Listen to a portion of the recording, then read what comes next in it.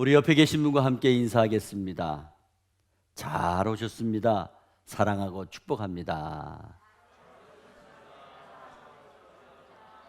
네, 감사합니다. 오늘은 어린이 주일이며 꽃주일입니다.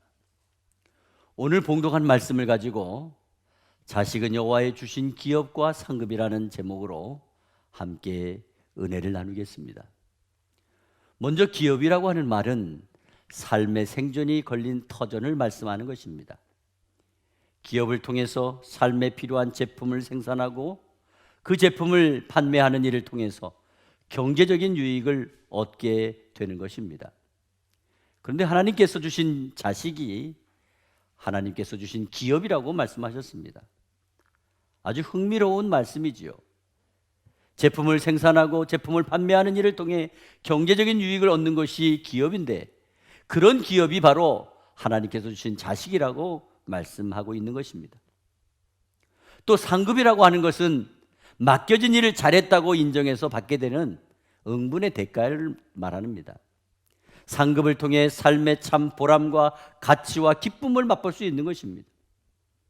이처럼 하나님께서 주신 자식이 우리의 삶의 참 보람과 기쁨과 가치를 가져다 주기 때문에 성경 말씀에서는 상급이 된다고 말씀하고 있는 것입니다. 결국 하나님께서는 자식들을 통해서 부모된 저와 여러분이 천국 백성을 길러내게 하시고, 그 결과는 삶의 기업이 되고 상급이 되어 저와 여러분에게 축복이 된다는 말씀을 하시는 것입니다. 그러므로 우리는 삶의 기업이요 상급인 자식을 잘 기르기 위해 힘쓰지 않고 노력하지 않으면 안 되는 것입니다. 그러면 어떻게 하나님께서 주신 자식이 우리 삶의 기업과 상급이 될 수 있을까요? 첫째로, 부모가 자식의 좋은 신앙의 모범이 되면 자식이 기업과 상급이 되는 것입니다. 처음에 어린아이는 백지 상태와 같이 깨끗하고 마치 아무것도 없이 비어있는 그릇과도 같습니다. 어린아이는 자기의 지성, 자기의 언어가 온전하지 못하기 때문에 아직 스스로 생각할 수 없고 스스로 표현을 잘하지 못하기 때문에 밖에서 보여지고 밖에서 들려지는 것을 그대로 스폰지처럼 받아들입니다. 결국 가장 가까운, 그리고 가장 많이 만나는, 접하는 부모로부터 받아들이게 되는 것입니다. 부모님의 행동, 부모의 언어, 부모의 행실, 생활 습관 그대로 다 받아들입니다. 성경은 사람이 무엇으로 심든지 그대로 거두게 된다고 말씀하셨습니다.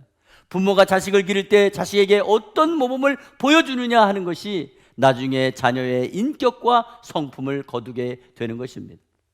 예를 들어 언어를 한번 생각해 보세요. 한국 부모 밑에서 자란 아이는 한국말을 배우는 겁니다. 미국 부모 밑에서 자라는 자녀는 영어를 배우는 겁니다. 중국인 부모 밑에서 자란 아이는 중국어를 배우는 것입니다. 자식들은 부모의 언어를 자연스럽게 습득하고 익숙하게 되는 것입니다. 그래서 곱고 부드러운 말도 부모에게 배우게 되고, 악하고 상스러운 말도 부모에게 배웁니다. 친절하고 착한 말도 부모에게 배우고, 더럽고 듣기 흉한 말도 부모에게 배우는 거예요. 그러므로 언어 자체부터 시작해서 벌써 부모의 영향력이 자식들에게 막중하게 미친다는 것을 기억해야 됩니다. 인간관계도 그렇습니다. 부모가 사랑과 관용을 가지고 가정생활을 하면 자녀들도 자연적으로 사랑과 관용을 가지고 형제와 친구를 대하는 것입니다. 그러나 부모가 미움과 시기와 질투와 싸움으로 가족을 대하면 자연히 형제간에 미움과 시기와 질투가 일어나고 친구 관계도 그렇게 되고 인간관계를 부모로부터 다 배우게 되는 것입니다. 삶의 가치관도 부모에게 배우는 것입니다. 신앙생활 잘하는 것도 부모에게 배우는 것입니다. 부모가 먼저 하나님 나라와 의를 구하는 것을 보게 되면 자녀들도 자연히 먼저 하나님의 나라와 의를 구하게 되고, 부모가 먼저 주님의 교회를 사랑하고 중요하게 여기면 자녀도 주님의 교회를 사랑하고 중요하게 여기는 것입니다. 자녀는 부모의 거울입니다. 자녀는 부모를 그대로 따라감으로 인격과 성품을 형성해 나가는 겁니다. 그러므로 부모가 자녀 교육에 절대적인 영향력을 주고 있다는 것을 깨닫고 어린 자식을 위해 신앙의 좋은 모범을 보이는 저와 여러분이 되시기를 바랍니다. 두 번째로, 자녀에게 따뜻한 사랑을 공급할 때 자식이 기업과 상급이 됩니다. 부모는 마땅히 자식의 육신적인 필요와 영적인 필요를 채워줘야 됩니다. 한마디로 자녀는 부모님의 사랑을 충분히 받고 자라나야 되는 것입니다. 사랑이 얼마나 중요한지 세계 제2차 대전이 끝난 이후에 유럽의 한 보육원에서 실험을 했습니다. 테스트를 했어요. 어린아기들을 두 그룹으로 나눠가지고 첫째 그룹은 청결하고 채광이 잘 되고 보온이 잘 되는 아주 좋은 조건을 갖춘 방에서 영양분이 가득한 그런 음식을 먹이되 부모들이 사랑도 안 해주고 안아주지도 않고 웃어주지도 않고 무관심하게 방치했습니다. 둘째 그룹의 아기들은 채광도 잘 안 되고 방도 어둡고 춥고 습기가 차고 영양분이 없는 그런 음식을 먹이고 부모가 그랬지만은 부모가 안아주고 부모가 뽀뽀해주고 부모가 머리를 쓰다듬어주고 사랑을 많이 듬뿍 주었습니다. 한 달이 지나고 난 다음에 두 그룹의 아기들을 비교해 보았습니다. 채광이 잘 되고 온도 조절이 잘 되고 좋은 환경에서 영양분이 많은 좋은 음식을 먹은 아이들, 그러나 사랑해주지 않은 아기들은요, 몸이 약해지고 병이 들고 그런 나약한 아이들이 많이 생겼습니다. 그러나 채광도 안 되고 기온도 조절이 안 되고 영양분 없는 환경에서 죽만 먹이고 그렇지만 사랑을 해주고 예뻐해주고 아기들을 뽀뽀해주고 아주 관심을 가져주고 그런 아기들은요 포동포동 살이 찌고 모두 건강하게 잘 자랐다는 겁니다. 아기에게 양식은 그저 먹는 것, 육신적인 양식만 중요한 것이 아니라 사랑을 먹어야 잘 자랄 수 있다는 것입니다. 사람은 사랑을 먹고 사는 겁니다. 사람은 하나님의 형상과 하나님의 모양대로 지음을 받았기 때문에 육의 양식도 먹어야 되지만은 영의 양식, 정신적인 양식, 그런 사랑을 충분히 받아야 건강하게 살 수 있는 것입니다. 모든 생물이 그렇지 않습니까?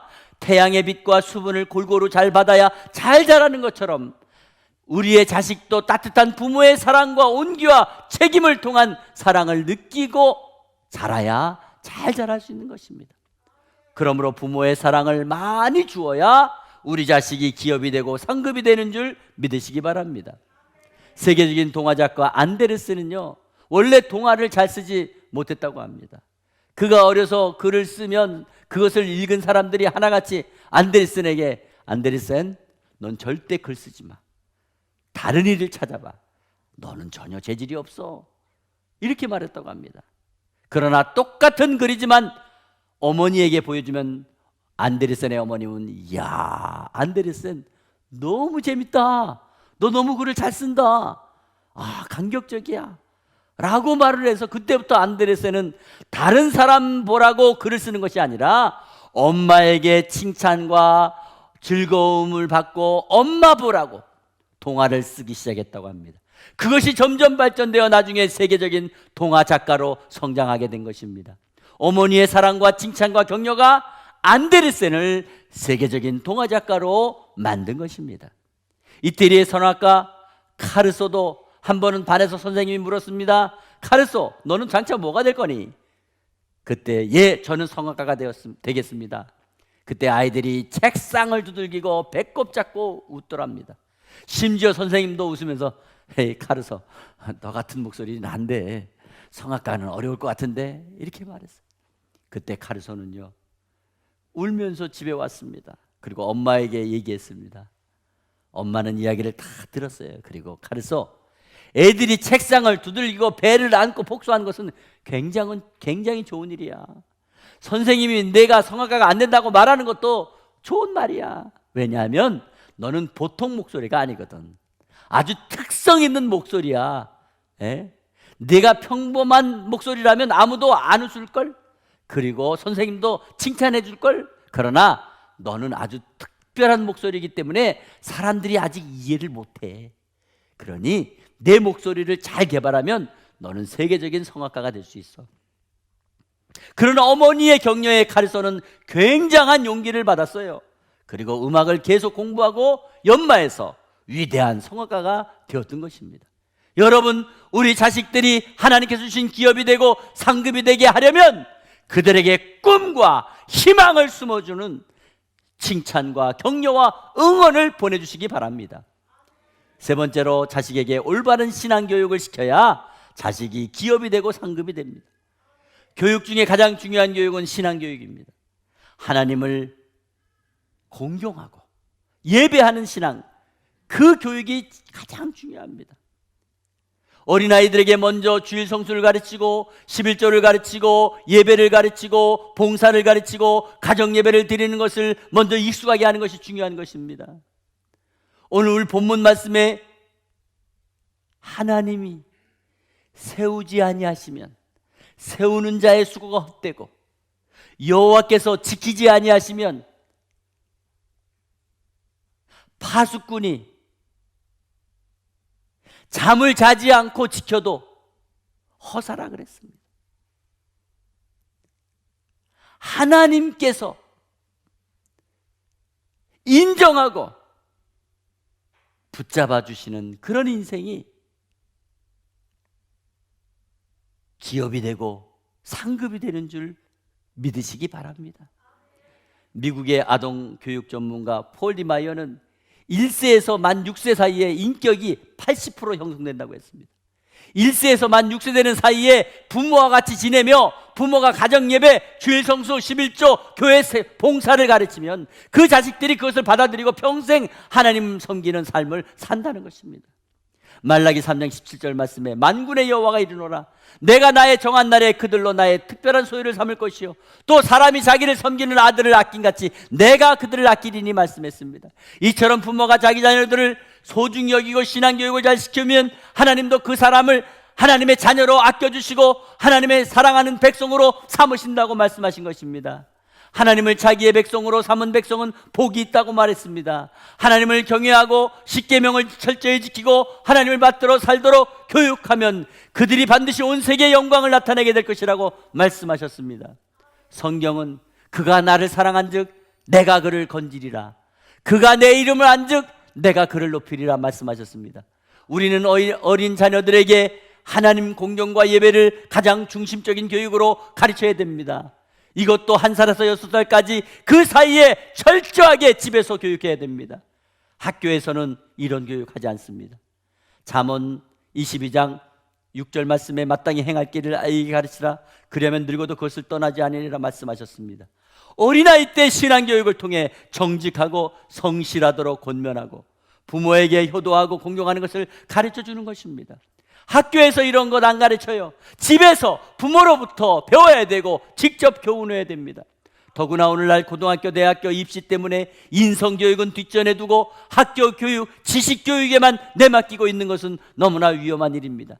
자녀들의 인성교육은 집에서 하는 것입니다. 인성교육이 잘 되면 그 자식이 기업이 되고 상급이 되는 줄 믿습니다.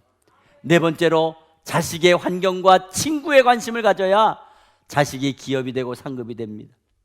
방종과 타락과 세속의 탐욕이 꽉 들어차 있는 세상에 어린이들을 그냥 던져놓으면 안 됩니다. 요한일서 2장 15절에서 16절 말씀에 이 세상이나 세상에 있는 것들을 사랑하지 말라. 누구든지 세상을 사랑하면 아버지의 사랑이 그 속에 있지 아니하니 이는 세상에 있는 모든 것이 육신의 정욕과 안목의 정욕과 이생의 자랑이니 다 아버지께로 쫓아온 것이 아니요 세상으로 쫓아온 것이라고 말씀했습니다. 요한일서 5장 19절 말씀에 또 아는 것은 우리는 하나님께 속하고 온 세상은 악한 자 안에 처한 것이라고 말씀했습니다. 온 세상이 악한 자에게 처해 있기 때문에 악한 자는 어떻게 해서든지 유혹합니다. 탐욕을 통해서 우리 자녀를 도둑질해가고 우리 자녀를 죽이고 멸망시키려고 하는 것입니다. 더구나 요사이 유해한 환경들이 우리 주변에 얼마나 많습니까? 바로 집 밖에만 나가도 유흥업소, 오락실과 이상한 방이 있고 온통 유혹이 꽉 차 있습니다. 집에서도 컴퓨터를 통해 유해한 정보가 파도처럼 밀려옵니다. 초등학생 59%가 음란 사이트에 접속하고 있다고 합니다. 또 친구가 문제입니다. 친구는 큰 영향을 미치는 겁니다. 친구는 중요합니다. 친구 따라 강남 간다는 말이 있습니다. 친구 따라 좋지 않은 일을 한다는 겁니다. 잠언 18장 24절 말씀에 많은 친구를 얻는 자는 해를 당하게 되거니와 어떤 친구는 형제보다 친밀하니라고 말씀했습니다. 고린도전서 15장 33절에서 34절 말씀에 속지 말라. 악한 동무들은 선한 행실을 더럽히나니 깨어 의를 행하고 죄를 짓지 말라. 하나님을 알지 못하는 자가 있기로 내가 너희를 부끄럽게 하기 위하여 말하노라 말씀했습니다. 그러므로 자식이 어떤 친구를 사귀고 있느냐, 이것은 막대한 영향을 미치게 되는 것입니다. 다니엘 레빈슨 박사는 인간 생애의 사계절이라는 책을 썼습니다. 거기에 보면 성공한 사람들의 세 가지 공통점이 있습니다. 첫째는 그들은 자기 생애를 바칠 만한 큰 꿈과 비전이 있는 사람이 성공했다는 겁니다.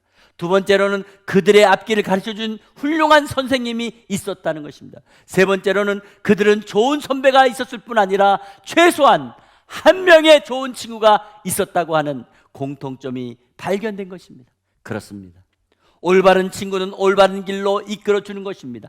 자식에게 좋은 환경과 좋은 친구가 있을 때 그 자식이 하나님께 주신 기업이 되고 상급이 되는 것입니다.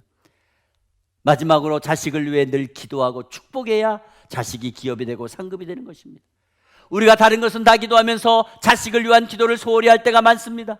하루도 빼지 않고 자식을 위해 기도해야 됩니다. 누가복음 23장 28절 말씀에 예수님께서 십자가를 지시고 골고다를 향해 가실 때에 수많은 예루살렘의 여자들이 울면서 따라왔습니다. 그때 예수님이 말씀하셨습니다. 예수께서 돌이켜 그들을 향하여 이르시되 예루살렘의 딸들아, 나를 위하여 울지 말고 너희와 너희 자녀를 위하여 울라고 말씀하셨습니다. 주님께서는 기도가 자식을 변화시킨다는 것을 알고 계시기 때문에, 주님께서는 기도가 자식을 복된 아이로 이끌어갈 수 있기를 알기 때문에 자녀를 위해 기도하고 울라고 말씀하셨습니다. 예수의 이름으로 비는 부모의 축복은 하나님께서 축복하는 것과 똑같은 것입니다. 그러므로 여러분 자식을 화난다고 저주하거나 혈기를 부리면 안 됩니다. 자식에게 늘 복을 빌어주시기 바랍니다. 사랑하고 자식을 하나님 주신 기업이요 상급이 되게 하실 성도 여러분, 하나님께서 주신 선물인 자식이 참으로 복된 기업이며 복된 상급이 되기를 바랍니다. 자식을 주 안에서 잘 양육하면 하나님께 칭찬받고 그로 말미암아 하나님으로부터 복을 받는다는 것입니다. 자식이 잘 자라면 먼 훗날 부모의 크나큰 기업이 되고 자랑이 된다는 것입니다. 그렇기에 부모가 자식의 좋은 모범이 돼야 되고 신앙의 모범이 돼야 되고 사랑하는 마음의 양식을 공급해 줘야 되고 올바른 교육과 환경과 친구를 선별해서 도와줄 때에 하나님의 축복을 자녀에게 베푸는 여러분이 되셔서 우리의 자식이 하나님께서 주신 기업이요 상급이 되고 우리의 자랑이 되고 우리의 축복이 됨을 간증하게 될 줄 믿습니다. 우리 자녀를 우리 마음대로 할 수 있습니까? 아니잖아요. 그렇다면 이제 하나님께 맡기고 그들을 위해 기도하고 그들을 위해 눈물을 뿌릴 때 하나님께서 그 자식들을 통한 하나님의 축복을 저와 여러분의 삶에 풍성하게 하실 줄 믿습니다. 그 은혜가, 그 축복이 저와 여러분의 있기를 주 예수 그리스도의 이름으로 축원합니다.